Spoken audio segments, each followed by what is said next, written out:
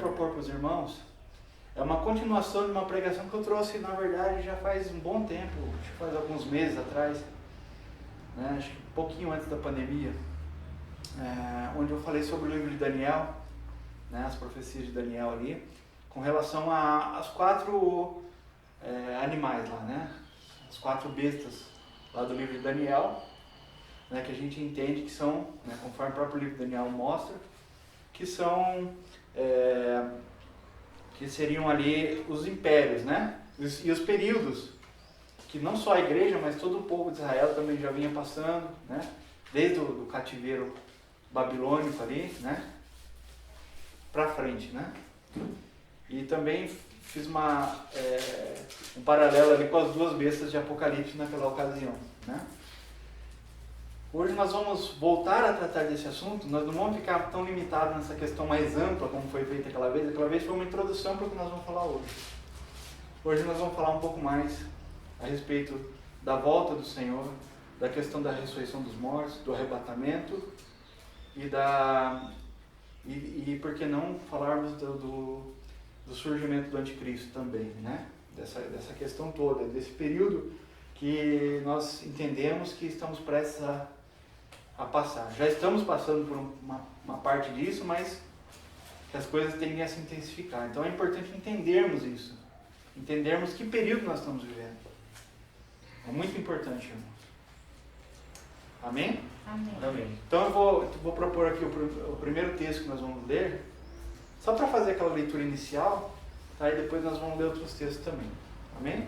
Então eu vou ler primeiro aqui o texto mais utilizado para falar desse assunto. Nós vamos ler 3 versículos ali em Mateus 24.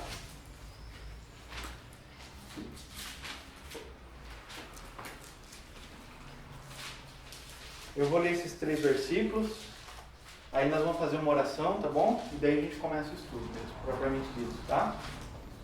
Mateus 24, no verso 29 até o 31. Amém? Os irmãos podem se colocar de pé para a gente fazer essa oração, essa leitura e oração inicial, né? Glória a Deus. Mateus 24, verso 29. E logo depois da aflição daqueles dias, o sol escurecerá, a lua não dará sua luz, e as estrelas cairão do céu, e as potências do céu serão abaladas. Então aparecerá no céu o sinal do Filho do Homem, e todas as tribos da terra se lamentarão, e verão o Filho do Homem vindo sobre as nuvens do céu, com poder e grande glória. E ele enviará os seus anjos com rijo clamor de trombeta, os quais ajuntarão os seus escolhidos desde os 4 ventos, de uma a outra extremidade dos céus. Até aqui, vamos orar então. Querido Deus, bendito Pai eterno, nós louvamos o Teu nome, te agradecemos, Pai, mais uma vez, Senhor. Pai, que precioso estar na Tua presença, junto com os irmãos, Pai, como família de Deus. Pai, para mais uma palavra, para mais um estudo, Senhor, e dessa vez um estudo compartilhado, Senhor.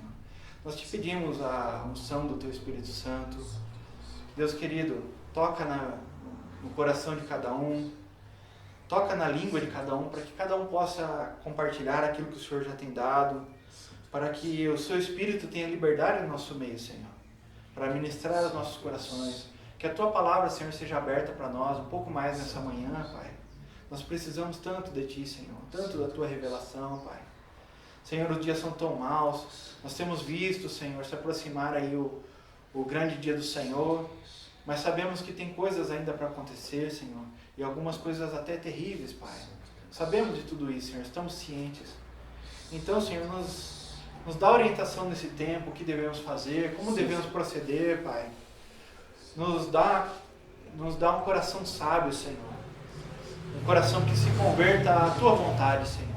É o que eu te peço nessa manhã. Ajuda-nos, Pai. É o que eu te peço. Em nome de Jesus Cristo, nosso Senhor e Salvador. Amém. Amém. Os irmãos podem se sentar.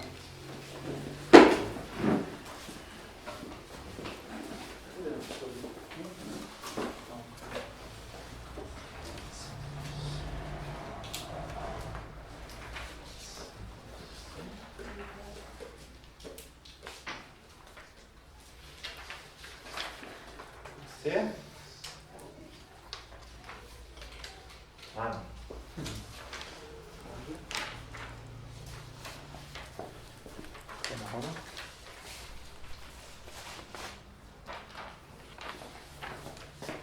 estava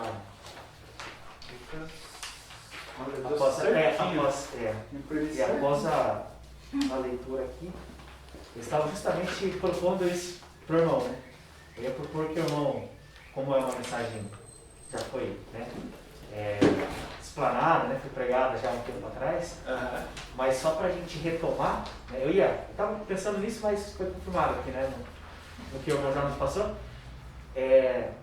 até dentro da leitura, que a gente propôs uma linha mesmo, né, do tempo dos eventos que há de suceder, né, só para a gente ter um panorama mesmo, né, dentro daquilo que a gente leu aqui. Então eu ia propor justamente isso, antes de receber o papel, mas já foi confirmado, né? O próprio papel já é toda essa ilustração aqui, né? Isso, é bem isso. É claro, de uma maneira mais... Isso, de uma maneira bem geralzão, né? Isso, um panorama. Um panorama mesmo, né? De como vai suceder, né? Volta do Senhor, estabelecimento ali, né? Enfim, tudo já foi confirmado aqui no papel. Glória a Deus. Irmãos, eu estou usando essa ilustração aqui, que foi feita pelo pastor Felipe do curso bíblico online, tá? Que os irmãos conhecem já, né? Muito bom, eu recomendo. Quem não conhece, recomendo. Nós estamos, né, utilizando ele chama aqui de mapa mental, né? Panorama escatológico do Apocalipse, como só para ter uma ideia, tá bom? Quero também fazer algumas observações, né? Os irmãos me conhecem, sabem do que eu vou dizer, mas só para reforçar isso, de que nós não temos a pretensão de ter a última palavra, amém? Eu, né, particularmente, eu vou expor alguma coisa semelhante ao que está aqui na folha, tá? Para os irmãos, antes da gente começar a abrir, né, para os irmãos comentarem, fazerem perguntas, enfim. Mas eu quero dizer que existem divergências na história da igreja com relação ao entendimento desses textos, amém? Existe divergência. Por exemplo, aqui, como os irmãos podem observar, o arrebatamento está colocado após a grande tribulação. E tem irmãos ao qual eu respeito muito, irmão, muito mesmo. Tem vários irmãos que tiveram no passado, e alguns têm hoje, entendimento diferente de que o arrebatamento é no início da tribulação. Amém? Ao qual eu respeito profundamente. Eu quero deixar isso até registrado no vídeo. Respeito mesmo. Irmãos de uma importância para a igreja, assim, irmãos que se dedicaram muito no estudo, tá? Então eu não desprezo o estudo desses irmãos. Alguns estudos eu até conheço, respeito, aproveitei deles várias, né, pontos, mas, né, nessa questão, particularmente, com todo respeito, né, eu tenho que me prender àquilo que eu vejo nas escrituras, amém? E no meu entendimento, naquilo que eu consigo enxergar nas escrituras, para mim é muito claro que o arrebatamento, não só o arrebatamento, a ressurreição dos mortos, é após a grande tribulação. Tá certo? Feita essa observação, então, e retomando até aquilo que a gente já falou da outra vez, né, como o próprio Robert comentou aqui, né, vou fazer uma panorâmica geral aqui, né? Disso que nós estamos vendo aqui na folha aqui. De repente eu posso até fazer depois um print e colocar colocar a imagem no vídeo lá para os irmãos verem, né? Essa folha que nós estamos vendo aqui. Irmãos, eu creio que nós temos bem dividido os tempos na palavra de Deus. As eras, também chamadas de eras, né, no grego, né, como aionos, né, os aionos, os tempos bem definidos na palavra de Deus, tá certo? Se a gente olhar com muito cuidado no texto, a gente vai ver, e não precisa nem ver no grego, na verdade, para ver essas coisas, tá?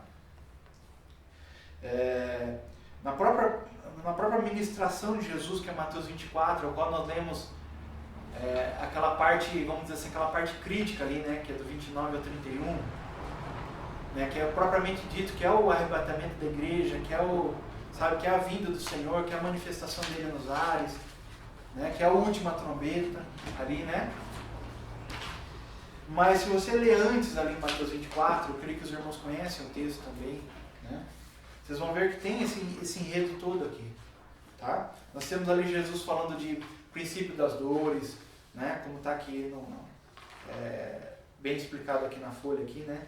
que o pastor Felipe ele coloca aqui como era atual. Tá certo? E só mais uma observação, o pastor Felipe, assim como eu e muitos irmãos, o próprio irmão Israel também que ajudou nesse trabalho aqui, que eu sei que ele ajudou também, tá? Todos nós conhecemos os estudos do irmão Gino e a Francesco, né? E eu creio que essa folha aqui está muito baseada nesse estudo, né? Muito baseado naquilo, o qual eu acho muito profundo, tá? E aquilo que ele chama aqui de era atual, tá? Que seriam guerras, rumores de guerras, pestes, fomes, terremotos, falsos cristos, né? Falsos messias, profetas, enfim, todos esses são sinais de que do afunilamento para a chegada da grande tribulação, né? Para a chegada seria o princípio das dores, né? O próprio Jesus fala muito claro disso, ali em Mateus 24, irmãos. Eu creio profundamente de que ali existe uma sequência, Jesus não tirou as coisas da sequência. Ele coloca muito bem sequenciado. Tanto que depois do versículo 31 para frente, o discurso continua e ele entra no capítulo 25 de Mateus, e onde tem as parábolas ali, tudo, muita gente acaba tirando aquilo de contexto, tá? Mas aquilo ainda é o discurso profético. Tá? A parábola das 10 virgens, aquela parábola da pesca, né? que joga uma rede e traz uma sorte de diversos tipos de peixe para o barco, tudo aquilo ali é contexto da grande tribulação, ou do período pós-tribulação também, todo esse contexto aí, tá? Jesus continua falando o sermão profético ali. As coisas que ele falou, ele ilustra nas parábolas, tá certo? Claro, irmão, nós não vamos ter tempo aqui para ver todos esses textos. Nós já fomos vendo em outras pregações alguns deles, né? Já falamos da parábola das 10 virgens em outra oportunidade, né? Mas enfim, essa parte aqui chamada de era atual, também, irmão, não está aqui na folha, mas eu quero fazer uma observação de que o apóstolo Paulo chama esse tempo de tempo dos gentios. Está em Romanos, no capítulo 11, não é isso? Romanos capítulo 11, nós estudamos na aula na Escola Bíblica de Romanos. É chamado de tempo dos gentios. Quando seria esse tempo dos gentios, irmãos? Seriam de Cristo, da morte de Jesus, ressurreição de Jesus, até os dias atuais. Até quando começa a grande tribulação. Amém? E ele fala lá em Romanos, os irmãos vão se lembrar do texto, depois se você rever esse vídeo em casa, você pode pausar e ver lá os textos, né? E ver lá, né? Lá em Romanos, por exemplo, de que estava no conhecimento de Deus tudo isso, né? De que Deus previu tudo isso, de que Deus, inclusive, permitiu que Israel fosse endurecido, houve endurecimento do coração de Israel, para que entrasse os gentios, para que também fizesse parte dos gentios. Que nós podemos entrar por essa porta então, que é Cristo Jesus, aleluia. Mas antes de Cristo, irmãos, tem um período que é chamado de período de Israel. É onde Deus tratou, que vem de Abraão até Jesus. Esse período de Abraão até Jesus, nós podemos classificar como um período de Israel, onde Deus tratou com a nação de Israel. Tá certo? Que coincide também, de Daniel para frente, com as 70 semanas de Daniel, que está no capítulo 9 de Daniel, no capítulo 9, e no capítulo 11 ele destrincha com mais detalhes ali, inclusive a grande tribulação também. Tá? Então, irmãos, o que eu estou falando de uma maneira bem resumida para os irmãos, que de Daniel até Jesus Cristo se cumpriram 69 semanas proféticas, semanas de anos. Amém? 69 vezes 7. Vai dar, se não me engano, se me falha a memória, 483 anos. É isso, né? Até a morte de Jesus, mais especificamente. Até quando Jesus morre naquela cruz. Tá certo? Deus estava dando tempo para Israel se arrepender.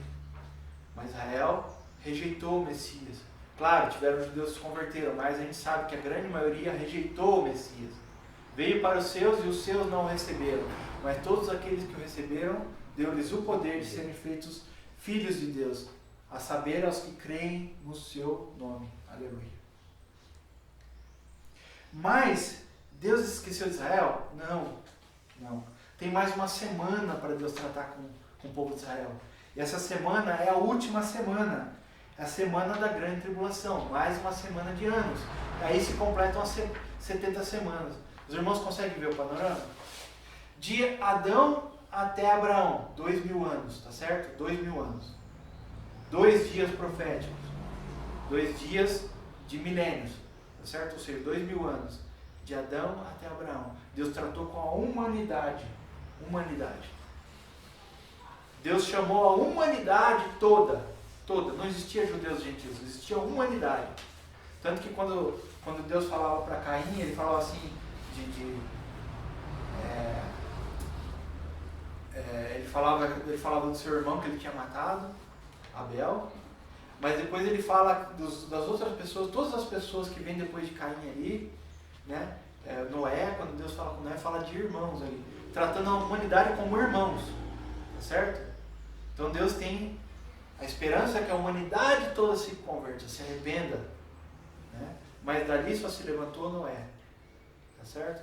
Então, até Abraão, Deus trabalhou com a humanidade. De Abraão para frente, Deus levanta uma nação, que é Israel. Mas essa nação também caiu, essa nação também se desviou. Aí Deus abre para os gentios entrarem no plano dele. Deus já sabia de tudo isso, tá, irmão? Não foi plano B, plano C, nada disso, tá? Sempre foi plano A. Deus nunca teve plano B, tá bom? Deus sempre soube disso no conhecimento dele, na sabedoria dele. Aí ele chama os gentios juntamente com os judeus para que ambos formem um só corpo. Então nós chamamos de tempo dos gentios, mas seria na verdade a era da igreja, tá bom? Também pode ser dito assim, a era da igreja, que não é só gentios, tá bom? A grande maioria é gentios, mas não é só gentios, é judeus e gentios formando um só corpo. E esse período vai até quando? Até o tempo que nós conhecemos como a grande tribulação profetizada. Aí aquela porta dos gentios se fecha. Isso não significa, irmãos, que os gentios não podem se converter na grande tribulação. Não creia assim, tá bom? Não creia assim. Mas da mesma maneira como hoje, os judeus também podem se converter. E nós estamos chamando de tempo dos gentios, né? Mas Deus se volta de novo para Israel, tá certo? O plano de Deus se volta de novo com mais intensidade para Israel durante a grande tribulação. É isso que acontece. Embora eu creia profundamente, nós vamos ver alguns textos, de que a igreja vai estar aqui na grande tribulação. Ela vai estar aqui. Mas Deus vai estar trabalhando no coração do povo de Israel, mais uma vez, para que eles se arrependam, para que eles creiam em Jesus Cristo, porque nós cremos que não existe outro meio de salvação, que não seja por meio de Jesus Cristo, Filho de Deus. Amém? E quando ele voltar, todas as tribos lamentarão e o verão. Todas as tribos lamentarão. Só que essas tribos, irmão, não são tribos de índios, não são tribos de qualquer tipo de tribo. Nós estamos falando das tribos de Israel, as 12 tribos de Israel, tá certo? É isso que o texto quer dizer ali. Todas as tribos da terra se lamentarão e verão. Onde nós vemos isso? Zacarias, capítulo 11 e capítulo 12 de Zacarias. Não está aqui no papel também, se depois os irmãos quiserem anotar, tá? Nós podemos ver também. Já tratamos desse assunto em Romanos 11, lembra? Já tratamos. Por isso que eu estou falando tão rápido assim, tá, irmãos? Porque nós já falamos em outras oportunidades. Os irmãos podem ver lá no canal, lá, buscar essas ministrações, se tiverem dúvidas, né? Então, por isso que eu estou falando de uma maneira tão rápida. Tá certo? Agora eu quero propor para os irmãos a gente fazer uma leitura rápida de alguns textos. para entender como é que funciona. E qual que é a ideia agora, daqui a pouco, que a gente vai abrir para os irmãos aqui? Para os irmãos levantarem perguntas, e os próprios irmãos podem também cooperar, não só eu falar, mas os irmãos também, eu até prefiro que os irmãos também falem, tá? Exponham comentários dos textos que nós vamos ler, amém? Glória a Deus. Então nós vamos pegar o ensino de Paulo aos Tessalonicenses. Vamos ler 2 trechos aqui. 2 trechos aqui. 1 Tessalonicenses e 2 Tessalonicenses. Depois nós vamos ler 1 Coríntios 15. São textos bem que a gente já usou também, né?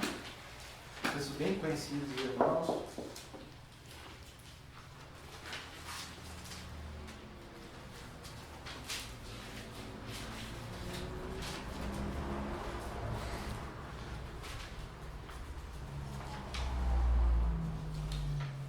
Irmãos, mas só mais um comentáriozinho aqui. Quando o apóstolo Paulo, tanto o apóstolo Paulo como os outros apóstolos, né, nós vemos claramente isso aqui nas epístolas, tá? Pedro, João, capítulo 1 Tessalonicenses, capítulo 4, nós vamos ler a partir do verso 13.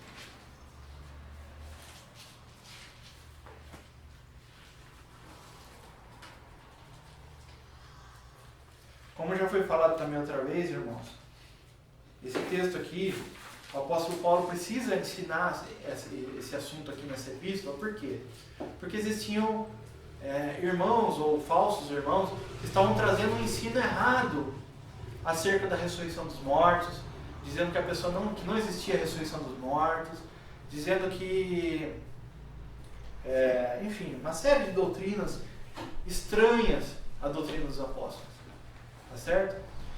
E outra coisa que eu quero comentar aqui é que não existe, olha só, não existe no ensino apostólico essa distinção entre escatologia, tá certo? Não sei se os irmãos percebem isso nas cartas. O assunto entra naturalmente nas igrejas. Irmãos, se os irmãos do primeiro século estudavam o que nós chamamos hoje de escatologia, se era importante para eles estudar isso, imagina para nós, irmãos, que estamos mais próximos dos eventos mesmo que a gente está destacando aqui, a grande tribulação, o aparecimento do anticristo, a volta do Senhor, a ressurreição dos mortos, né? Você imagina nós como é importante, irmão. Mas vamos lá. Eu quero convidar os irmãos a ler do verso 13 até o verso 18. Aí cada um pode ler 2 versículos. Tá certo? O João, como não tá com a Bíblia aberta aí, João? Não?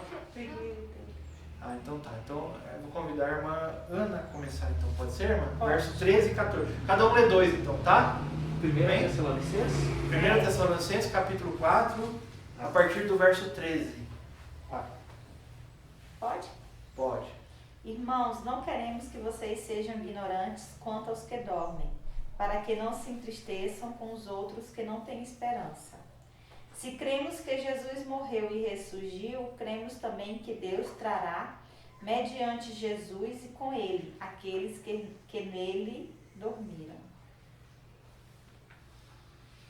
Dizemos, pois, isto a vós pela palavra do Senhor, que nós, os que estamos vivos e permanecemos para a vinda do Senhor, não precederemos os que dormem.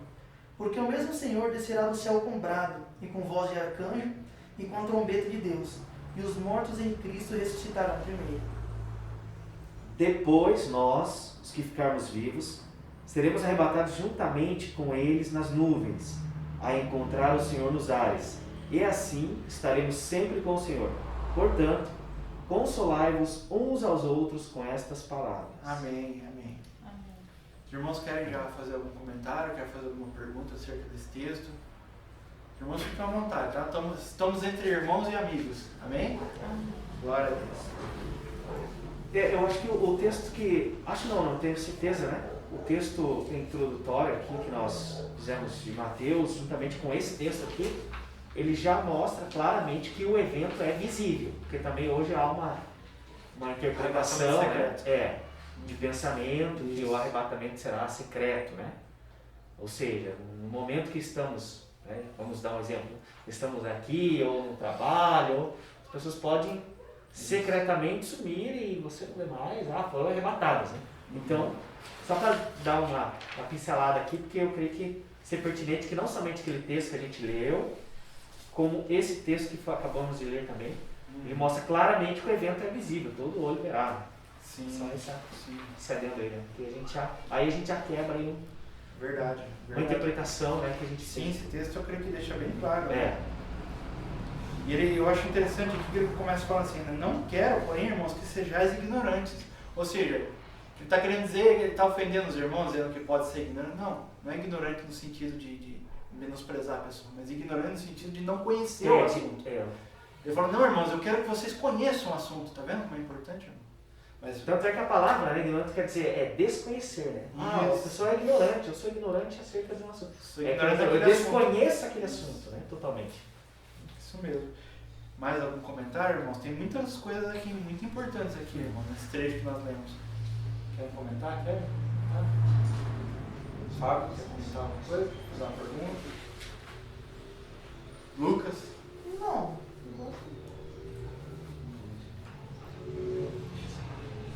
Olha só, ele fala assim, não quero que vocês se entristeçam, né? Não quero que vocês se entristeçam com os demais que não têm esperança.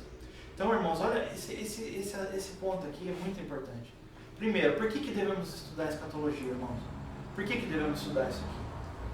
Para nos vangloriarmos, para discutirmos, termos assunto para discutir com uma pessoa, para fazer debate. É para isso que devemos estudar escatologia? Não é esse o motivo. Para dizermos que temos razão e o outro não tem? Não é isso, irmão. Com certeza, se estudarmos com esse coração, o Senhor não tá nessa, né? Nós podemos até estar, mas o Senhor não está. Sim. Né? Mas ele explica aqui, ó, para que vocês não se entristeçam. Ou seja, daí ele mesmo fala, com os que não têm esperança. Ou seja, para que tenhamos esperança. Então o motivo principal, irmãos, é para que tenhamos esperança. Não só nessa vida, irmãos. Se esperamos só nessa vida, nós somos os mais miseráveis dos homens. Na verdade, é assim que diz a palavra. Nós esperamos no Senhor. O Senhor não nos vai deixar lá no túmulo. O Senhor não nos vai deixar em prisões, como era dito naquela época, que a pessoa ia para prisões no Hades lá e ficava lá em tormento. Não. Nós vamos esperar no Senhor até o dia que Ele volte e Ele vai nos ressuscitar. E Ele vai, se estivermos mortos, e se estivermos vivos, nos reuniremos com aqueles que vão ressuscitar. Ou seja, não perdemos a esperança naqueles que amamos, que morreram, que também vão ressuscitar. Olha só que esperança maravilhosa é essa, irmãos. Então ele fala, porque se Cristo ressuscitou, nós também vamos ressuscitar com Ele. Né? E uma coisa muito importante aqui, irmãos, a ordem das coisas. Olha, perceba como a ordem não fere o que Jesus falou lá em Mateus. Ele fala aqui que aqueles que dormem, verso 15, que nós, os que ficarmos vivos para a vinda do Senhor, não precederemos a ordem aqui, os que dormem, ou seja, os que morreram antes. Ou seja, aqueles que estiverem vivos, irmãos, na vinda do Senhor, na volta do Senhor, aqueles que estiverem vivos, não precederão, ou seja, não existe arrebatamento secreto, não existe arrebatamento da novela, da Record, de deixados para trás, de que a pessoa desaparece do nada. Isso não existe sem a ressurreição dos mortos. O grande evento, irmãos, não é o arrebatamento, é a ressurreição dos mortos. Por que eu falo o grande evento? No sentido visível, né? O sentido visível é a ressurreição dos mortos. Aqueles que morreram, por quê? Porque a grande maioria dos cristãos nessa época, dos santos que morreram no Senhor, não só do Novo Testamento, tá? Do Antigo também. Do Antigo também. Vão ressuscitar nesse grande evento que é a ressurreição dos mortos. E daí aqueles que estiverem vivos vão se unir com aqueles que ressuscitaram. E vão esperar o Senhor aonde? No céu? Não, nos ares. Onde é essa região dos ares? Seria um intermediário entre o céu e a terra. Vai haver o arrebatamento, não é o arrebatamento até o céu, irmão. Ninguém vai ser arrebatado até o céu. Vai ser arrebatado até os ares. Numa região mais acima, onde todos os santos vão estar esperando o Senhor voltar. E vão recepcionar o Senhor nos ares. Aí depois, se você ler lá em Judas, só tem um capítulo, né?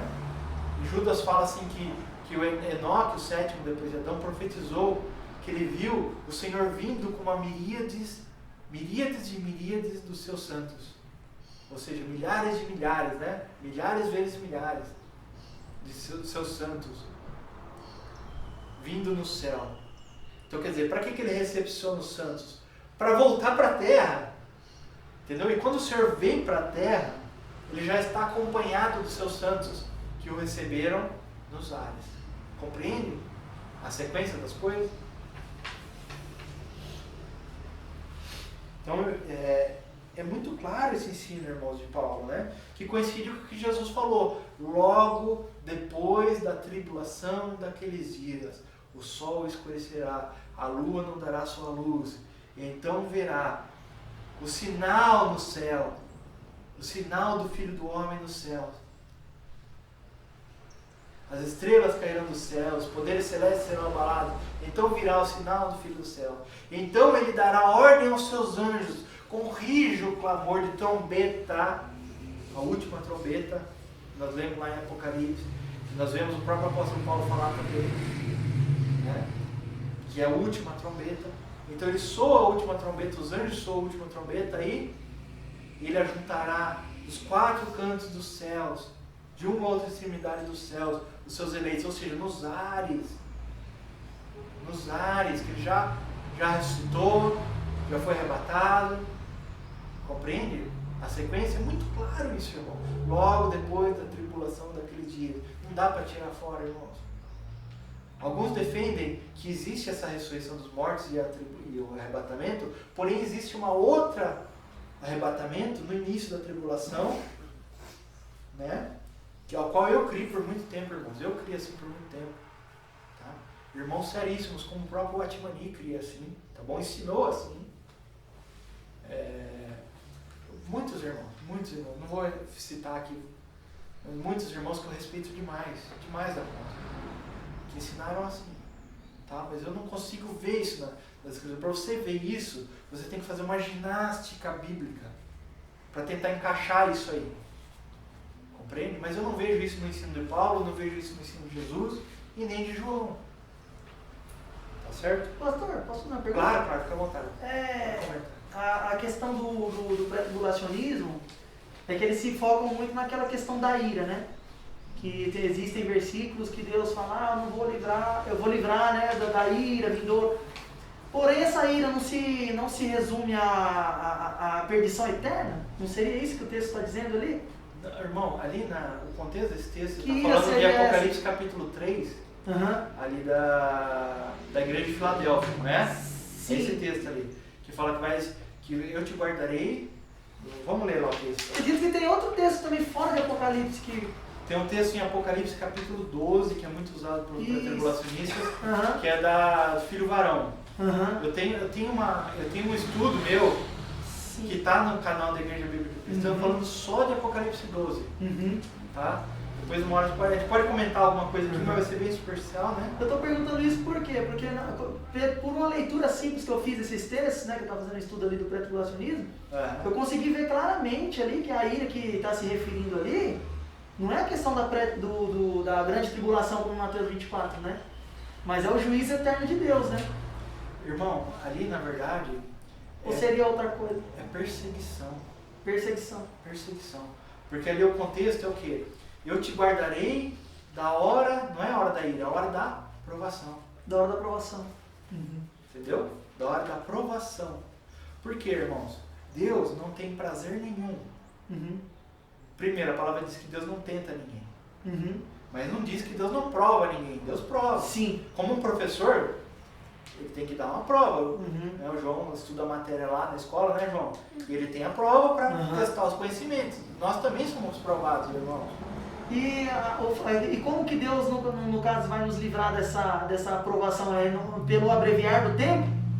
Irmãos, tem várias maneiras. Se você olhar, por exemplo, no Antigo Testamento, por exemplo, é isso que eu falo. Eu não estou dizendo que os irmãos não têm um ponto ali para... É um texto forte para o pré-tribulacionismo. Mas só que para você tirar isso aí e extrair a ideia de que aquilo é um arrebatamento, tem que fazer uma ginástica muito grande. Realmente. Porque o livrar da prova pode ser de várias maneiras. A própria morte, o irmão Gino mesmo me ensinava que morrer em Cristo é descansar no Senhor. Né? A própria palavra nos ensina que nós dormimos em Cristo. Dormimos no sentido de repouso. Ou seja, dormir em Cristo é descansar das suas obras. Não é assim? O próprio texto de Apocalipse nos ensina isso. Né? E eles descansaram das suas obras. Entendeu? Então, quer dizer, talvez o que pode ser, irmão, que eu creio que é o mais provável, seja morrer logo no começo da grande tribulação. Isso é descansar. Entende? O Senhor permita que eles morram logo, que seja rápido, entende? Tanto que existem textos que diz que vai dado a besta, né, a fera, poder para perseguir os santos e os vencer. Isso. Né? Ou seja, na grande tribulação ali, ou seja, os santos estão na terra. O Senhor vai permitir que esses santos eles sejam perseguidos e sejam mortos, né? Então o que acontece ali? O pré-tribulacionismo ele interpreta da seguinte maneira, né? Usando o texto de 1 Coríntios 15, né? O Senhor vai vir, vai arrebatar a sua igreja ali, porque vai ser um piscar de olhos, né? Aí na visão deles não tem como coadunar com esse texto que o Senhor leu, da visão, que Cristo vai vir, vai ser visível, né? Ou seja, então como é que vai encaixar essas duas coisas, né? Se vai ser rápido ou vai ser visível, né? Só que a gente vê ali no contexto de 1 Coríntios 15 que é a transformação dos corpos, que é no piscar de olhos, né? A pessoa vai ser ressuscitada, vai ter o corpo glorificado, e os que estiverem aqui também serão transformados num piscar de olhos. Tem mais um detalhezinho aí também, nesse texto que você falou que nós vamos ver também. Muito importante. 1 Coríntios 15. Uma palavra chama uma 51. Uma palavrinha bem curta, assim, num momento. Num momento. Ou seja, o que é num? Em um. Um único momento, né? Em um momento, não em 2 ou 3. Compreende? Então tem arrebatamento antes, arrebatamento depois. Em um momento, todos seremos transformados. Ele coloca essa palavra todos, engloba quem? Todos. E eu tava vendo aqui um estudo de um pastor muito famoso, não cabe aqui citar o nome, a gente não quer denegrir a imagem de ninguém, sobre o pré-tribulacionismo. E ele faz realmente uma divisão ali no texto de Mateus capítulo 24, né? Não é cronológico como o Senhor disse, na visão dele. Ele faz a leitura dos versículos 9 ao 14, dá uma pausa, aí vai no texto de Daniel, de Apocalipse 11, de Apocalipse 13 lá, né? Faz aquela ginástica ali e volta de novo do versículo 15 em diante, para encaixar na visão escatológica ali, né? Mas se a gente fizer uma leitura cronológica, a gente vê que ele mostra ali o princípio das dores, que é o que nós estamos vivendo, e já desemboca ali na grande tribulação, né? Quando visa ali o abominável da desolação, que o anticristo vai sentar no templo de Jerusalém, né? Na reconstrução do templo e tudo mais, né? Então assim, a gente vê que existe uma cronologia bem clara na Bíblia mesmo, né? E eu percebi isso, sabe? Fiquei com uma pulga atrás da orelha, falei, poxa, mas não é isso que o texto está dizendo quando a gente leu, né, de forma clara, simples, né? Que a escritura é simples, né? Na hora da leitura ali. Vamos pegar lá em 2 Tessalonicenses, a gente vai avançando aí, tá? É uma benção, irmão, tá? Eu creio que tá fluindo, o estudo tá bem, né, para a glória de Deus, né? Bom, então, antes da gente iniciar aqui a leitura, só voltando, nós vamos voltar aqui na página, tá? É só esse comentário justamente do versículo 13, eu vou falar um pouquinho alto aqui para o áudio ser captado aqui, né? Amém. Porque é muito importante, isso aqui é extremamente... O Mônica levantou aqui, né? O 1 Tessalonicenses, capítulo 4, 13, né, que a gente leu, e que diz justamente para que não entristeçais. Eu sempre gosto de fazer o paralelo com uma viagem, né? Qualquer um de nós aqui. Nós vamos fazer uma viagem, né? Marcamos a data, marcamos o dia, marcamos o horário que vamos sair de casa. E quando a gente vai fazer essa viagem, a gente se prepara para isso, né? Se você for de carro, você vai lá fazer um balanceamento, você vai fazer uma geometria no veículo, né?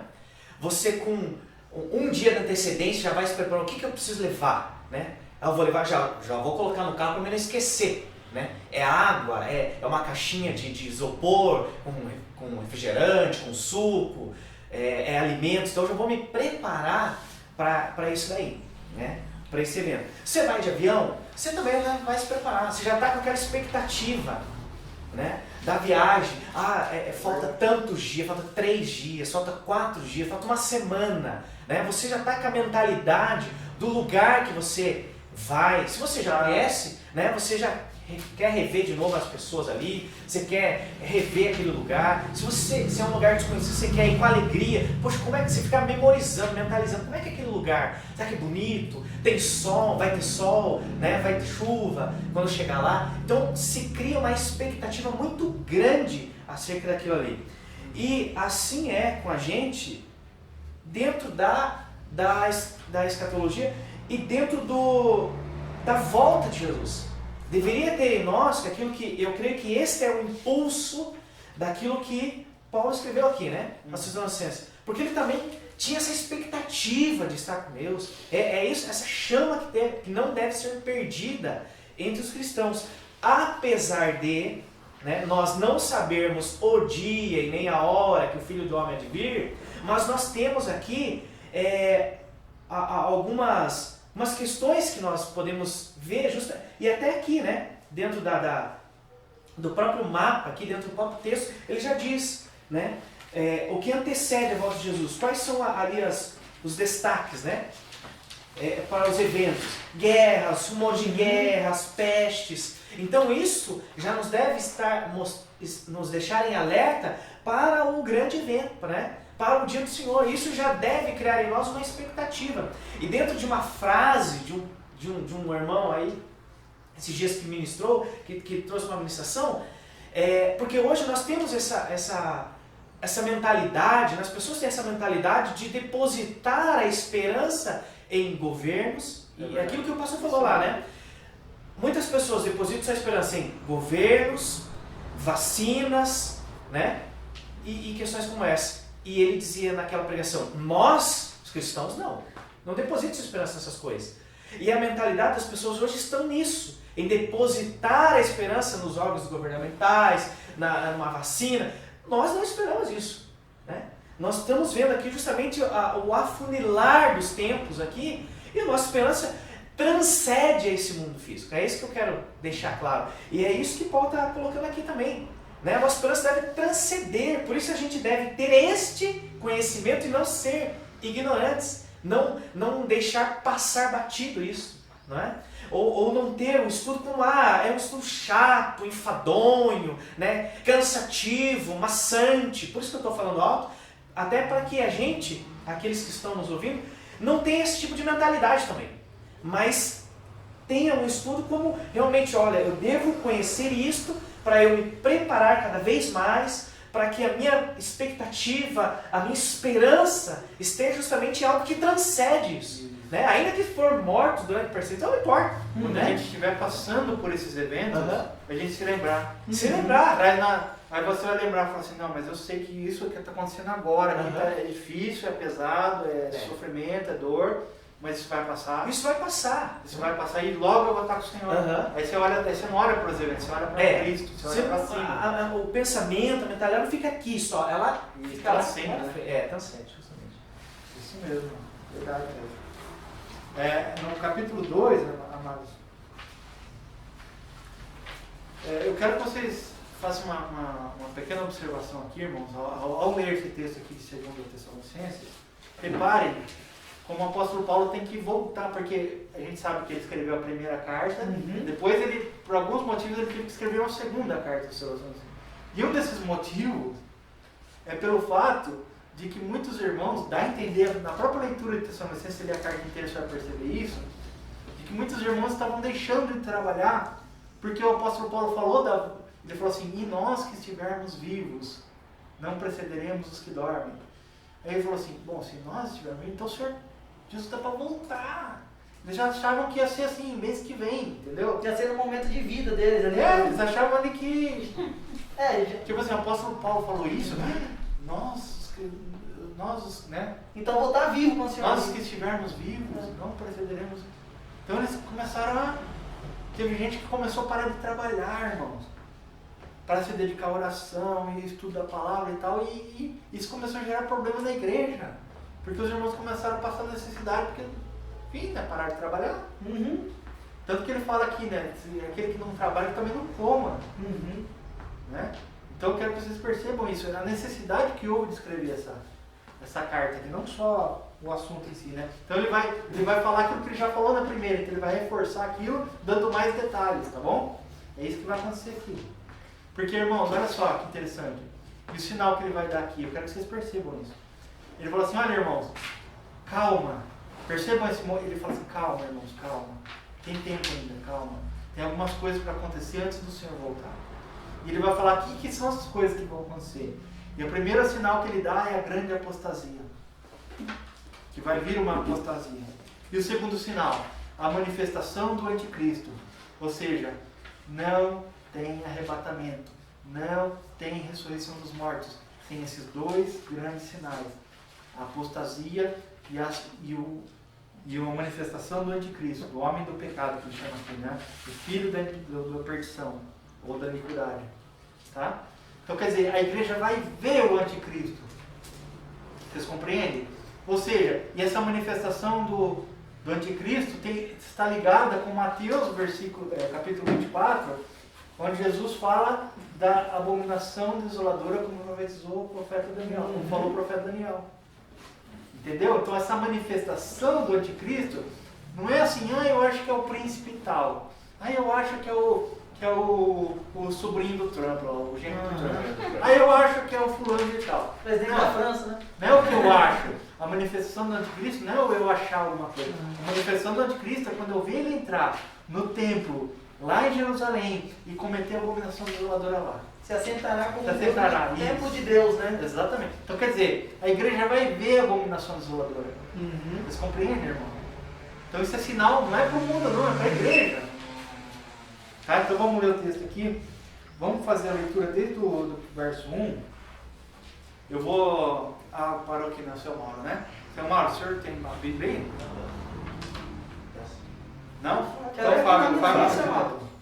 Quer ler na minha? Não, é que o meu óculos não estava... não, tudo bem, seu Mauro. Fica tranquilo. Fica tranquilo, seu Mauro. Fábio, você pode pegar aqui. Vamos ler de 2 em 2 versículos, tá bom? A partir do verso 1. Ora, irmãos, rogamo-vos pela vinda de nosso Senhor Jesus Cristo e pela nossa reunião com Ele, que não vos movais facilmente do vosso entendimento, nem vos perturbeis, quer por espírito, quer por palavra, quer por epístola, como de nós, como se o dia de Cristo estivesse já perto. Não deixem que ninguém os engane de modo algum. Antes daquele dia virá apostasia, e então será revelado o homem do pecado, o filho da perdição. Este se opõe e se exalta acima de tudo o que se chama Deus ou é objeto de adoração. Olha só, irmãos, que importante isso. Os dois sinais, tá vendo? A apostasia. Eu até fiz uma anotação na minha Bíblia, coloquei 1 e 2 aqui, ó, os dois sinais. Então ele está falando assim, calma, irmãos. Você vê como ele está acalmando os irmãos? Calma, irmãos. Né? Que ninguém vos engane. E a apostasia é descrita em Mateus 24 também, né, pastor? Falsos mestres, né? Isso. É verdade. E João vem falar que os anticristos já estavam operando desde a época dele. Já estavam operando na igreja, com falsos ensinos, dentro e fora, né, da igreja. Sim. Tá vendo? Então isso é muito importante. E daí o que vai acontecer? Vai se manifestar o homem do pecado, que a gente sabe que é o anticristo, que é o filho da perdição, ou o filho da iniquidade, não tem outro. Ele está citando, o que ele está citando aqui, irmãos? Daniel. Lembrando que Mateus não tinha ainda nessa época, quando Paulo escreveu o Tessalonicenses, nós estamos falando das duas cartas mais antigas do Novo Testamento. Escreveu antes de Antes Mateus? de Mateus, com certeza. Qualquer especialista pode pesquisar, você vai ver. Escreveu antes de Mateus, que é o evangelho, talvez o evangelho mais antigo. Ou Mateus ou Marcos, né? Talvez Marcos seja mais antigo. Seja mais antigo, né? Mas Mateus também ou é o primeiro ou o segundo ali, né? São os mais antigos ali. Mas isso foi escrito antes de Mateus. Então Jesus não está, o apóstolo Paulo não está citando Jesus aqui. Ele está citando Daniel, que citou também, e Jesus também citou Daniel. Daniel 9, pastor? Daniel 9. 9, 27? 24 a 27. 24 a 27. É. Esse trecho aí que ele está citando. E também Daniel 11, né? Que ele pega esse 24, 27 e abre no 11, assim. E mostra para nós com detalhes. Daniel 7 também tem alguns detalhes, né, pastor, da grande tribulação, né? Daniel 7 também. Nós vamos... Tem aqui, inclusive, Daniel 7. Tem as referências, né? Isso. Daniel 7, 25 fala da perseguição Aham. dos santos, que na tribulação. Os santos vão estar na tribulação. Vamos tá. Entendeu? Irmãos, então vamos continuar a leitura aqui. A Karen que leu, né? Agora sou eu? Não, peraí, tem que terminar.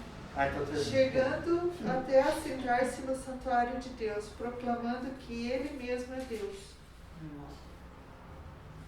Agora sim. É o 5. Então, irmãos, ó, só mais uma observação. Você vai depois. Isso. Vai ser ler também, tá? Para terminar, eu te mostro. Vamos fazer a leitura, depois a gente comenta, né? Verso 5, 2 Tessalonicenses, verso 5, capítulo 2, verso 5. Agora é o papai que lê. Eu vou ler 2 versículos, depois você lê os outros 2, tá? Não vos lembrais do que essas coisas vos dizia quando ainda estava convosco? Ou seja, irmãos, o que ele está falando? Que quando ele estava presencialmente com eles, qual que era o ensino? Daniel. Vocês estão percebendo isso? Então, falando assim, eu ensinava Daniel para vocês quando eu estava com vocês. Era o que ele tinha em mãos. Vocês não lembram disso? Vocês estão se perturbando que alguém falou, ou porque você... Até epístola vindo de mim, você viu que ele fala assim, né? Com outra epístola, vocês estão perturbados aí com dos outros que estão mandando carta, que estão falando. Vocês estão perturbados? Vocês não lembram que eu ensinei isso para vocês presencialmente? Como se daria esses eventos? Olha como é importante o ensino disso, irmão. E o verso 6. E agora, vós sabeis que o que detém para que seu próprio tempo seja manifestado. E eu quero dizer aqui, irmãos, não é o Espírito Santo. Não é. Não tem base para você dizer que o Espírito Santo que ele está detendo e vai ser tirado. Que aquele que o detém seja tirado. Não tem base. É uma ginástica, Bíblia. Não existe isso. É uma licença poética, vamos dizer assim. Não tem onde tirar esse texto. E o que vem a ser, pastor, esse que o detém é o... O que seria? É o Império Romano, irmão. Império Romano? São 4 impérios de Daniel. São quatro bestas de Daniel. Sim. Cada besta tem o seu tempo. Para vir a próxima besta tem que sair a anterior. Sempre assim. Cada império que saiu deu lugar a um novo. Se você estudar lá em Daniel capítulo 7, não é assim? Capítulo 2 também. As estátuas ali, né? A estátua e as bestas. E as bestas. As bestas de Daniel. Então uma vai dando lugar para outra.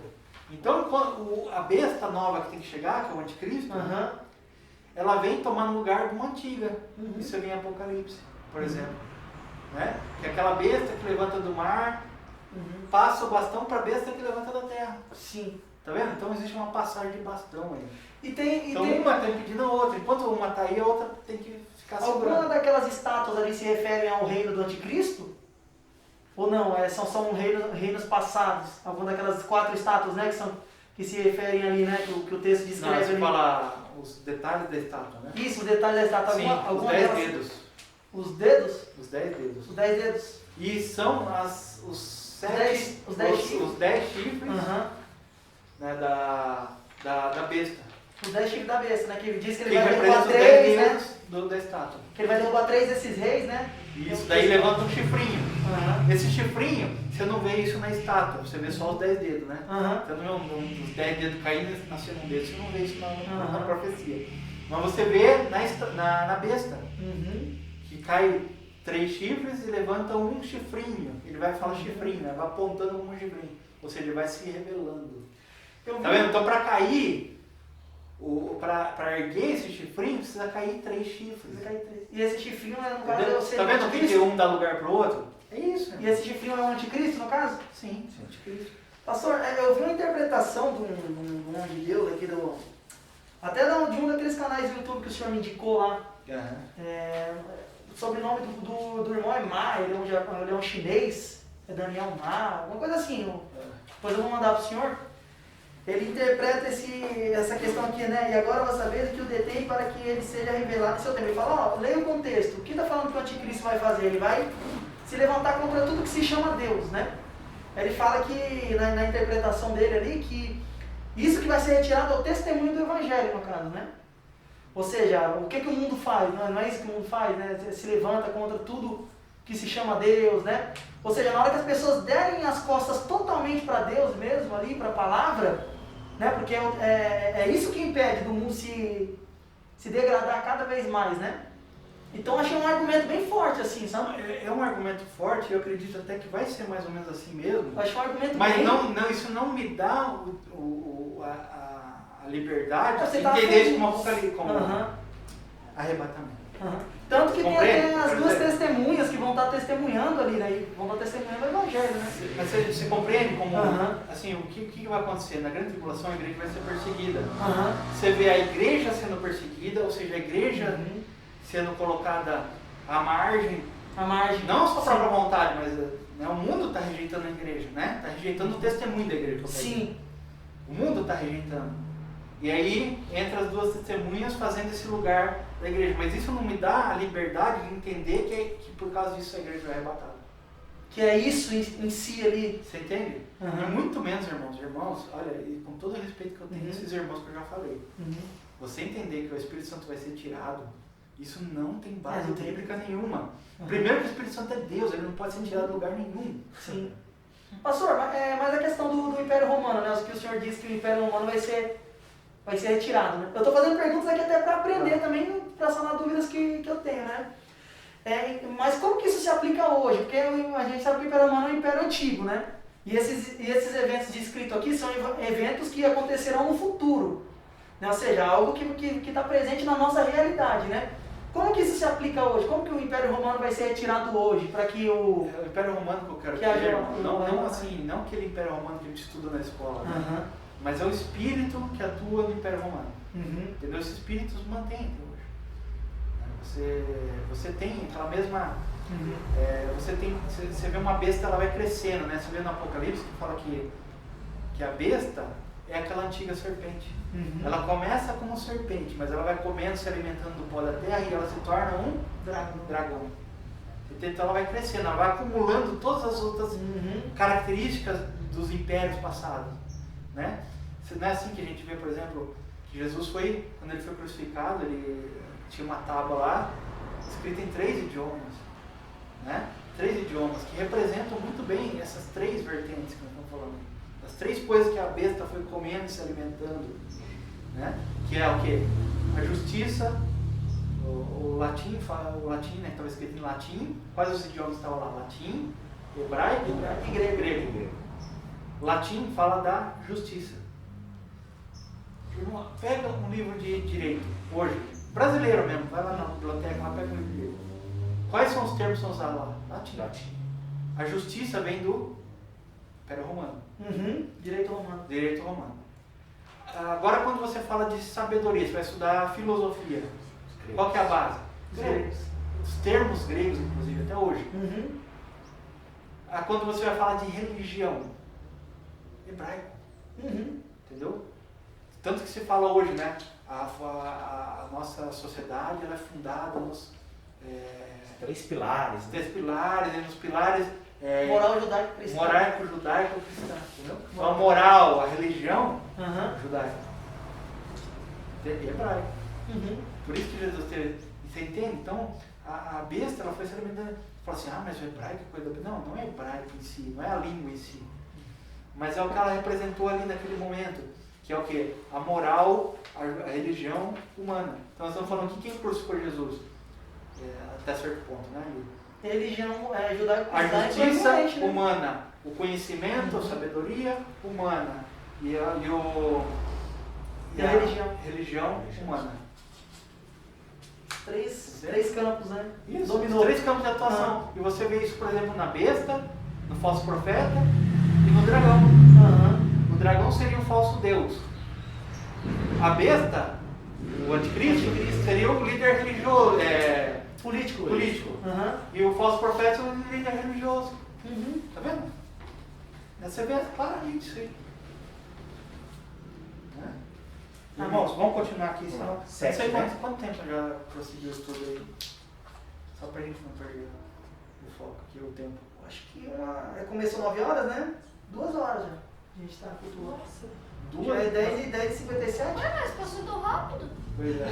Pois é, muito profundo o assunto. Irmãos, Tem tanta coisa pra falar que dá até 2 aulas. É, minha filha. Então vamos terminar a leitura. Vamos depois a gente ler só a 1 Coríntios 15, que é rapidinho. A gente faz uma leitura rápida e a gente já encerra, tá? Não vai entender muito. Você continua, não, João? 7, né? Paramos no 7? Sete. Eu que li o 7? Eu vou ler o 7? Não, já leu. É o 7. O João vai ler o 7. Então vai, 7 7 ou ou 8. 7, por favor. A verdade é que o ministério da iniquidade já está em ação, restando apenas que seja afastado aquele que agora o detém. Então será revelado o poderoso, que o Senhor Jesus matará ao sopro de sua boca e destruirá pela manifestação de sua vida. Isso. Até que aquele que o detém seja tirado, né? Assim, na minha tradução fala assim, né? Está na NVI, né? Isso. Até que aquele que o detém seja tirado. Irmão, desculpa, com todo respeito, mas é uma licença poética demais de alta aqui para colocar o Espírito Santo aqui. Né? Não tem base, irmão. E não tem outro texto também que embase isso, né? Não tem outro texto. Você não consegue. Não tem como fazer doutrina com texto só, né? Sabe? Entende? E é a posição mais aceita hoje no meio evangélico brasileiro, pelo menos, né? Não sei aí fora, mas aqui no Brasil é o mais aceito. Esse ensina aí. Eu, né? A irmã Ana. A vinda desse perverso é segundo a ação de Satanás, com todo o poder, com sinais e com maravilhas enganadoras. Ele fará uso de todas as formas de engano da injustiça para os que estão perecendo, porquanto rejeitaram o amor à verdade que os poderia salvar. E por isso Deus lhes enviará forte ilusão, para que creiam em uma mentira, para que sejam condenados todos os que não creram na verdade, antes tiveram prazer na injustiça. Mas devemos sempre dar graças a Deus por vós, irmãos amados do Senhor, por vós ter Deus elegido desde o princípio para a salvação, em santificação do Espírito e fé da verdade, para o que, pelo nosso Evangelho, vos chamou, para alcançardes a glória de nosso Senhor Jesus Cristo. Então, irmãos, estai firmes e retende as tradições que vos foram ensinadas, seja por palavra, seja por epístola nossa. E o próprio nosso Senhor Jesus Cristo, nosso Deus e Pai, que nos amou e em graça nos deu uma eterna consolação e boa esperança, Pode ler, Fábio, o 17. console os vossos corações e vos conforte em toda boa palavra e obra. Vamos ler só o 1 Coríntios 15 então, irmãos? Que aí a gente, acho que daí a gente encerrou por hoje. Pena, né? Que vai muito rápido. Nossa, passou que a gente nem viu, né? Passou muito rápido, né? O tempo mas é muito bom, né, irmãos? Vocês viram, né? Na boca de Paulo aqui, né? Na pena de Paulo, a importância de estudar essas coisas, né? Uhum. E muitos irmãos, infelizmente, desprezam esse ensino na igreja. Triste, irmão. Não é porque nós não concordamos, irmãos. Não é porque existe escolas de interpretação e tal. Então uma pessoa fala, não, então é melhor nem estudar, porque já que tem um monte de entendimento, de escolas, melhor não estudar. Não, irmão. Não é isso que a palavra nos ensina. A palavra nos ensina pelo contrário, é a buscarmos esse entendimento, é não sermos ignorantes. Ainda que sim, exista um verso lindo, mas nós temos que confiar no Senhor, que Ele tem todo o poder para nos dar a orientação correta. É verdade. Vamos ler a partir do verso 51. 1 Coríntios. É para cá, filho, para cá. Aqui, isso. 1 Coríntios 15, a partir do verso 51. Sou eu, né, que vou ler agora? É. Eu vou ler aqui os dois primeiros. Eis que vos digo um mistério. Na verdade, nem todos dormiremos, mas todos seremos transformados. Num momento aqui, ó. Um momento, tá vendo? Uhum. Num abrir e fechar de olhos. Ante a última trombeta. Porque a trombeta soará. Que trombeta que é essa? A última. Trombeta soará. E os mortos ressuscitarão incorruptíveis. E nós seremos transformados. Você viu como ele respeita a ordem? Ele fala que num momento, no abrir e fechar de olhos, ele fala assim, nós seremos transformados, mas depois ele vem falando assim, vai ter a ressurreição dos mortos, depois nós seremos transformados, tá vendo? Sim. Nós os que estivermos vivos. Porque convém isto, que é corruptível, se revista de incorruptibilidade. Eu estou lendo mais, né? Sim. Pastor, versículo 23 também mostra a ordem cronológica. Qual versículo? Versículo 23. 23? Isso. Mostra certinho a ordem. Mas cada um por sua ordem. Cristo, depois que são de Cristo na sua vida. Esse texto também é usado muito pelos pré-tribulacionistas. Por exemplo, da linha do Atmani, por exemplo, né, o pessoal que segue a linha do Atmani, ele usava muito esse versículo. Ele falava, tá vendo? Ó, primeiro é Cristo, depois as primícias, depois as que são de Cristo. Tá vendo? Então, ó, olha só a ordem que eles falam, né? Cristo, depois as primícias. As primícias seriam o quê? Arrebatamento antes da tribulação. E depois o arrebatamento pós-tribulação, tá vendo? Mas sabe por que não dá para usar esse texto para falar isso? Porque se você olhar no grego lá, sabe como é que tá? Não tá desse jeito aqui. Não tem essa vírgula aqui. Não tem essa Cristo vírgula. é a primícia, né? Ele não tem essa vírgula. E detalhe, a primícia vem antes de Cristo. Vem antes. Está escrito assim, as primícias Cristos. No grego? Nossa, que Pode interessante. ser lá. As primícias, ou seja, ele está dizendo assim, que as primícias é Cristo. É Cristo. Ele é as primícias da colheita. Entendeu? Porque ele foi colhido primeiro. Sim. O que é a primícia? A primeira colheita. A Uhum. primeira colheita é ele mesmo. E quando Paulo falou isso aqui, ele estava fazendo alusão ao Antigo Testamento, né? A lei que Deus tinha dado ali, né? As festas, das né? primícias, tudo. As Isso festas, aí. né? Isso, a festa das primícias, dos Uhum. primeiros frutos. Todas essas menções do Antigo Testamento, exatamente. Porque o que acontece? Se você interpretar isso aqui fora dessa visão, né? De que Paulo tinha das festas, aí acontece isso, né? Com A certeza. pessoa começa a fazer uma exegese, né? Colocar no texto aquilo que ela quer enxergar ali, né? Não, eu quero enxergar o pré-tribulacionismo aqui, ó, o arrebatamento antes da tribulação. Então, ela coloca aquele conceito em cima do texto. Isso eu né? falo com bastante assim, cuidado, irmãos, porque o próprio Atmani, ele era um grande estudioso da palavra. Sim. E ele estudou inclusive a questão das festas, tudo. Ele era um grande estudioso da palavra. Entende? Mas ele ele via isso aqui como o arrebatamento pré-tribulação e depois um outro ainda, tá vendo? Em dois momentos, né? Mas a palavra que nós lemos agora, num momento. Num momento. Não tem como. Senão teriam que ser dois momentos, né, pastor? Tipo assim, no arrebatamento a pessoa vai ser transformada, né, de acordo com o tribulacionismo, né? A pessoa vai ser transformada, vai se encontrar com Cristo. Aí vem a grande tribulação. E agora eu quero fazer uma Aí pergunta. depois é transformado de novo. Eu quero fazer uma Dois pergunta eventos, para né? vocês. Eu quero fazer uma pergunta para vocês, para todos. Quantas ressurreições dos mortos existem na palavra? Quantas ressurreições? Mas de eventos que aconteceram a ressurreição de alguém? Não. Ou O evento? assim? Não estou dizendo Lázaro lá. Ah, sim. Falando das ressurreições. Existe? Escatológico ali. É uma ressurreição dos mortos só? É uma só? Não sei Quando quando ele é. morreu. Duas. Que é Cristo, Não. Não. Sem contar Cristo. sem contar Cristo? Não sei, pastor. Duas ressurreições. Né? Ficou confuso isso agora, né? Olha lá, o Fábio mostra lá para nós. 20, né? Apocalipse 20. Apocalipse 20? Leia lá. Eu não vou nem abrir, deixa pode abrir vocês. Vamos ouvir o Fábio. Então, o 5 ele fala, mas os outros mortos não reviveram até que os 1000 anos se acabaram. Essa é a primeira ressurreição. Bem-aventurado e santo aquele que tem parte na primeira ressurreição. Fala devagar. Tem parte na Ressurreição dos justos. Parte e na ressurreição primeira dos ressurreição. perdidos. primeira ressurreição. Ou seja, se tem uma primeira, tem uma segunda. Ele está falando assim que no fim passou-se 1000 anos e daí, lê de novo, Fábio, desde o começo lá. Do 5? Lê bem devagarzinho. Devagarzinho alto para pegar no microfone. Apocalipse 20, Mas 12 os a 15. outros mortos não reviveram até que os 1000 anos se acabaram. 1000 anos é o quê? Milênio, irmãos. Tá? Sim. Essa é a primeira ressurreição. Bem-aventurado e santo aquele que tem parte na primeira ressurreição. Sobre estes não tem poder a segunda morte, mas serão sacerdotes de Deus e de Cristo e reinarão com ele 1000 anos. Tá vendo? Ele fala assim, ele fala que segunda se leu como primeira. Ele fala, tem uma parte que fala primeira ressurreição e... Qual o versículo que o irmão está lendo? Vamos ler aqui. Qual o versículo que o irmão está lendo, irmão Fábio? É o 6, 26. 26. 20, 20, versículo 6. capítulo 20, verso 6.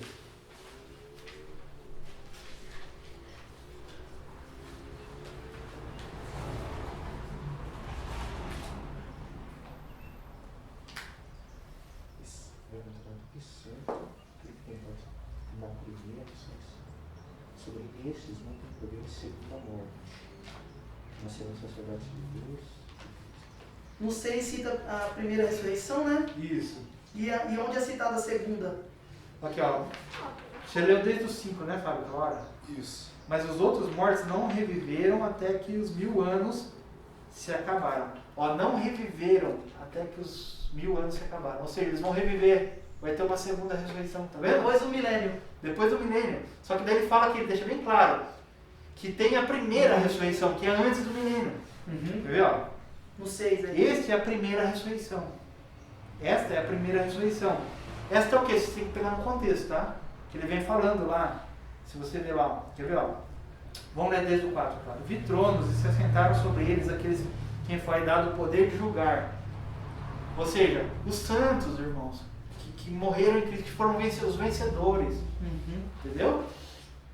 E vi as almas daqueles que foram degolados pelo testemunho de Jesus e pela palavra de Deus, que não adoraram a besta nem a sua imagem. Ou seja, irmãos, onde que eles morreram? Na tribulação.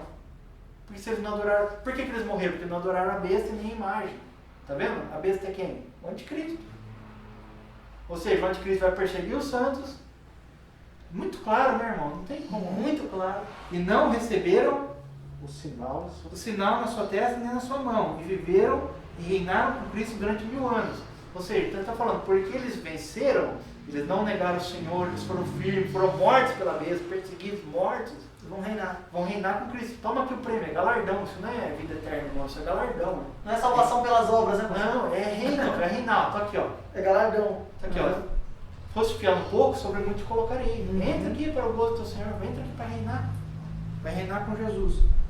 E depois, ó, aí sim entra o 5. Mas os outros mortos, ou seja, aqueles que não ressuscitaram na primeira ressurreição. Tá entendendo? E esses mortos serão ressuscitados depois para o julgamento, né? O trono branco, ó. Olha aqui na folha. Trono branco, Ó, né? trono branco, ó.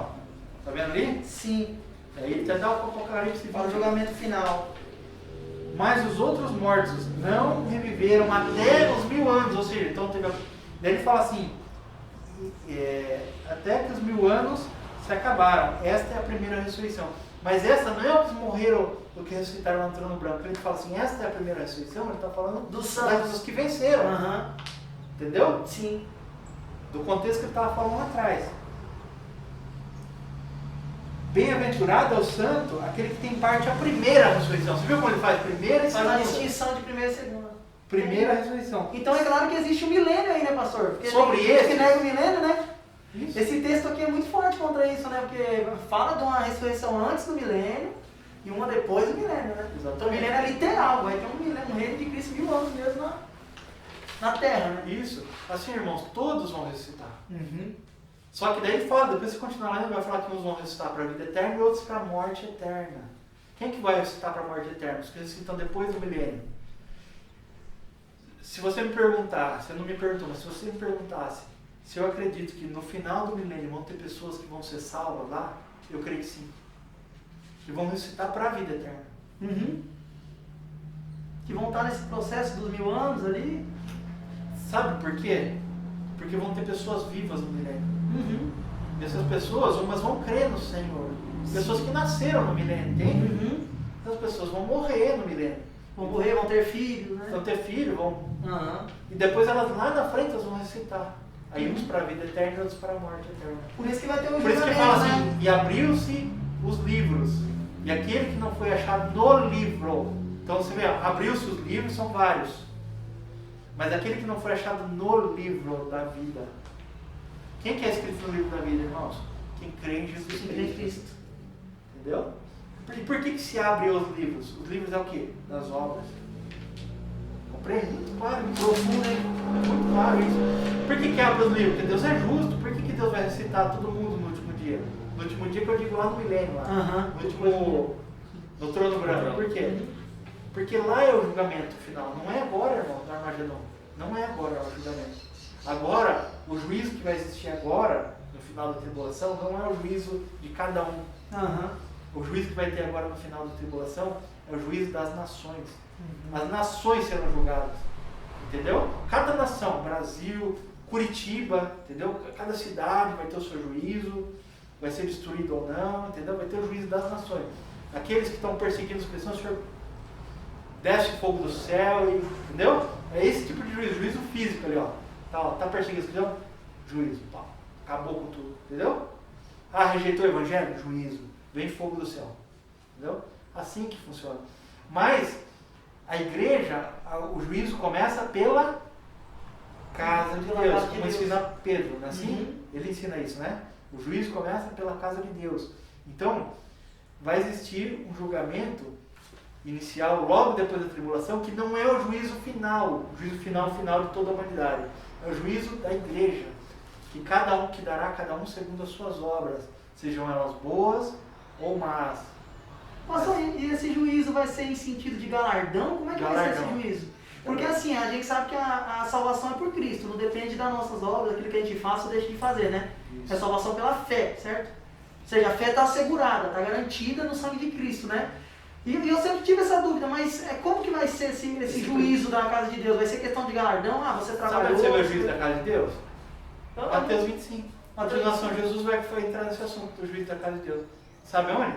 Parábola das 10 virgens. 10 é número do quê? Totalidade. Mas 5 eram prudentes e 5 imprudentes. necios. Né? Loucos. Né? Ou seja, mas das 10 eram virgens. As 10 eram noivas. Estavam esperando, e as 10 estavam esperando o noivo. Você compreende? O mundo não espera noivo. Você conhece alguém do mundo, alguém que não tem temor de ser, que está esperando Jesus? Não. A igreja está esperando Sim. Jesus. Mesmo aqueles que não levam a sério, mas estão esperando Jesus. Sério ou não? Aí não vai ter parte no reino, esse vai ser o julgamento. Aqueles que forem infiéis não vão ter parte Sim, vão ficar fora do reino. Vão ficar fora do Eles reino. não entram no reino. Não entram para reinar, não entram para as bodas. Para exercer a autoridade que ali diz que vai ter uns que vai reinar sobre 10 cidades, né? Não vai ter isso, né?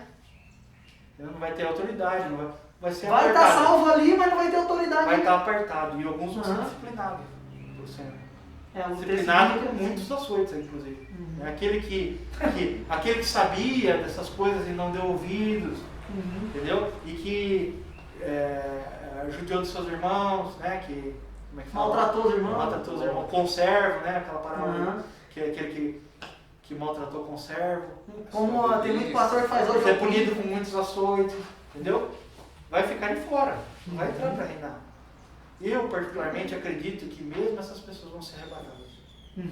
Aqueles que não vão reinar também vão ser arrebatados. Mas chega lá nos ares, o Senhor tira da minha frente. Ah, não juntou comigo. Tira da minha frente. Leva lá para as trevas exteriores, vai o ranger de dentes, vai lá. Entendeu? Não quero... Você teve vergonha do meu nome? Tira da minha frente. Você tem vergonha do meu nome? Agora eu tenho vergonha de você diante do Pai. Tira da minha frente. Entendeu? Joga lá nas trevas exteriores. Dá a sorte dele lá com os pecadores. Corrige ele. Né? Vai ter a sorte dele com os pecadores. Mas não diz que vai ser condenado, mas diz que tem a sorte com os pecadores. Ou seja, você vai ter o mesmo destino dos pecadores. Você vai lá sofrer lá junto. Tá? Também não diz que é, né? Que é pra sempre. Que é a perdição eterna, né? Aí fica com Deus, né? Como é que vai ser, né? Sim. Então, vai funcionar isso? Cada um vai... De Deus não se zomba. Porque o homem semear, certamente colherá. Você fará. Seja coisas boas ou coisas ruins. Deus é justo, irmão. Só que, o que ele vai ver lá no trono branco, lá no final? Se tem o nome escrito no livro da vida. É isso que vai fazer toda a diferença. Não é se a pessoa tem, se no livro da obra tem alguma coisa bonitinha. Se fez ou deixou de fazer, né? Creu em Cristo, né? Você vê como a doutrina não se contradiz, irmãos? Não se contradiz, não tem... Tudo se coaduna, né? Tudo fica bonito, fica redondinho. Irmãos, vamos concluir então? Eu gostaria de deixar aberto aí para um ou mais irmãos que quiserem, né? Irmãos ou irmãs que quiserem orar, fazer a oração final.